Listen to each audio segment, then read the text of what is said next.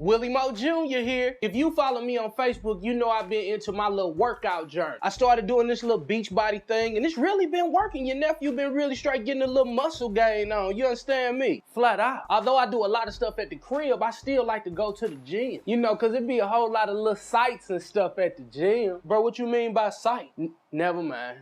Anyway, I still end up going to the gym one day, so I'm in the locker room, and in the locker room, it's locker room etiquette. I'm gonna keep it 100 with you. It's just certain things you just don't do or say, flat out. Like if you in the men's locker room, you don't do no hard stirring at nobody. You don't ask too many questions and do's and stuff about what they got on or nothing. Long story short, you just ain't supposed to be paying no attention to no other dude in the dude locker room, flat out. So I'm going through my little bag or whatnot, and this man see me in my bag, and I end up dropping a baby pamper out my bag. Dude end up seeing the pamper fall out, and he gonna say, you got a pamper with you, man. How old's the baby? Hold up. I just told you the rules of the locker room. You are not to have no long conversation with no dude in the dude locker room. Can I keep it 100 with you? Bro, I'm from St. Louis, Missouri. And so on the inside of me, it's still this hood dude. And then it's this word on the inside of me that says, behold, I'm a new creature in Christ. Every single day it's a tug of war for me. Hood dude, Jesus guy. Woo!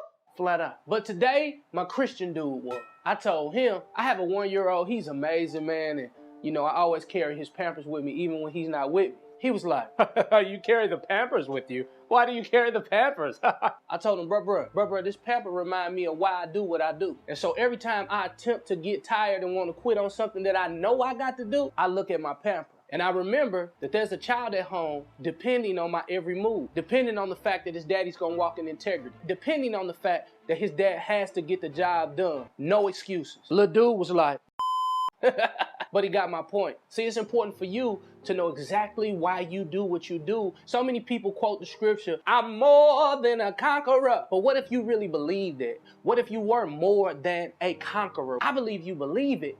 But sometimes we got to have some tangible evidence on the outside of our biblical belief to remind us of why we do it. For me, it's my children, my wife. That's my why. And every day of my life, I'm either taking an article of clothing, a pamper, or something to remind me when I decide that, man, I just don't feel like it today, because I don't have the right to feel because people are depending on me. And people are depending on you too. Family, I'm challenging you to get a picture, an article of clothing, something to remind you of your family or whatever your why is. And I believe you're going to live the best life ever, flat out. Remember, opportunity is usually missed by most people because it's dressed in overalls and it usually looks like work, flat out.